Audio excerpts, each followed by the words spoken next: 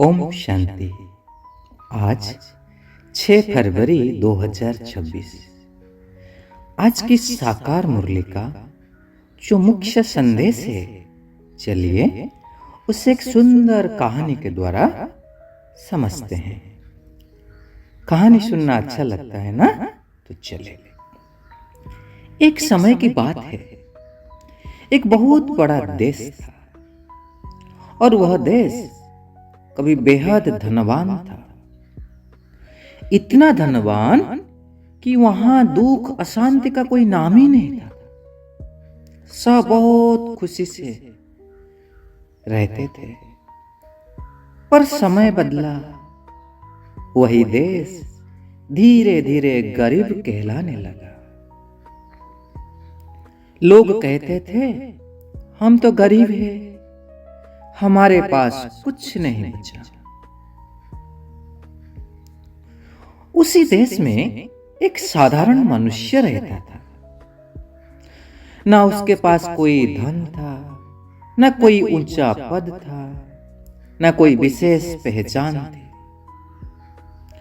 वह रोज मेहनत करता था और रात को थका हारा आसमान की ओर देखता था और चुपचाप सोचता था, अगर कोई बाप होता जो हमें फिर से उठा सकता इन दुखों से, इन परिस्थिति से, तो कब आएगा? लेकिन कोई आवाज नहीं आई, कोई चमत्कार नहीं हुआ, आकाश भी नहीं फटा। पर अगले ही दिन एक गुप्त परिवर्तन शुरू हुआ। एक साधारण तन में असाधारण ज्ञान बहने लगा और उस साधारण व्यक्ति ने कहा कि तुम जो देखते हो ना, तुम वह नहीं हो, तुम तो एक आत्मा हो। और यह सुनकर लोग हंसने लगे, मजाक उड़ाने लगे। आत्मा? हम तो शरीर को ही जानते हैं, ये आत्मा कहां से आ गए? पर वो साधारण व्यक्ति, वृद्ध व्यक्ति शांत रहा और बोला, बिजली तो देखते नहीं हो, पर पंखा उससे तो चलता है ना। हवा को तो आप देख नहीं पाते हो। ऐसे ही आत्मा भी दिखती नहीं है, पर जीवन उसी से ही चलता है। ये बात सुनकर कुछ लोग रुक गए। उन्होंने और सुना और धीरे धीरे उनके भीतर हल्कापन आने लगा।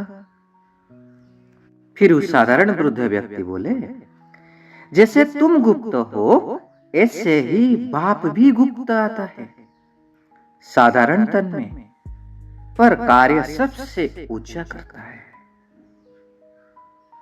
फिर उसने और एक बात कही, यह दुनिया यूं नहीं चल रही, यह एक ड्रामा है। जो हुआ सही था, जो हो रहा है सही है, और जो होगा वह भी सही होगा। यह सुनते ही लोगों की चिंताएं धीरे धीरे पिघलने लगी। फिर उसने कहा, मैं गरीब निवाज हूं, मैं गरीबों को धन से नहीं, भाग्य से साहूकार बनाने आया हूं। उसी दिन एक व्यक्ति ने सिर्फ दिल से कहा, बाबा मैं आपका हूं। बस कोई लंबा मंत्र नहीं और कोई तपस्या नहीं। पर उसी एक वाक्य से जब उसने दिल से बोला, उसका जीवन बदल गया। वो भले बाहर से वही रहा, पर भीतर से वो राजा बन गया था। वह सेवा करने लगा, किसी को जलाया नहीं, पर अज्ञान की जो लंका उसके अंदर की वो जलने लगी। जैसे हनुमान खुद नहीं जले, पर लंका जला दी ना। फिर धीरे धीरे लोगों की दृष्टि बदली। वे कमजोरियां नहीं, विशेषताएं सबके देखने लगे। भिन्नता रही, पर विश्वास बढ़ा। और वह देश जो कभी गरीब कहलाता था वो फिर से चढ़ती कला में आने लगा। कोई ताज नहीं था, कोई सिंहासन नहीं था, कोई शोर नहीं था।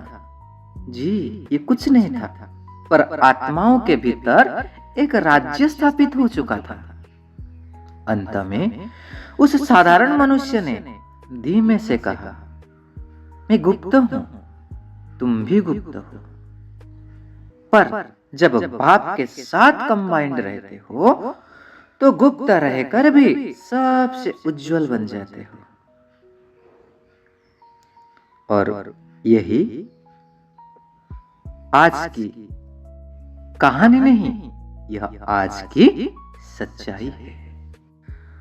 अगर यह कहानी आपके दिल को छू गई तो एक पल के लिए शांत होकर बस इतना कहिए, बाबा मैं आपका हूं, बाबा मैं आपका हूं, जी बाबा मैं आपका हूं।